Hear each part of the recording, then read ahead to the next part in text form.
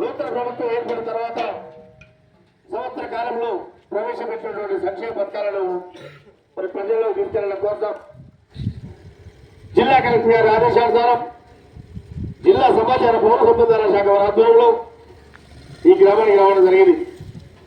ఈ గ్రామానికి రాగానే ఇంత పెద్ద సంఖ్యలో హాజరైనటువంటి ప్రజలకు మొత్తం కూడా ప్రజానికారికి కళాభివందనాలు తెలియజేస్తూ ప్రభుత్వం ప్రవేశపెట్టినటువంటి సంక్షేమ పథకాల్లో భాగంగా యువత నోట ఈ పూట ఒక సంక్షేమ పథకాల మాట. పల్లె పల్లె ప్రజాపాలన సాగుతున్నది, ప్రజలందరి సమస్యలను తీర్చనున్నది.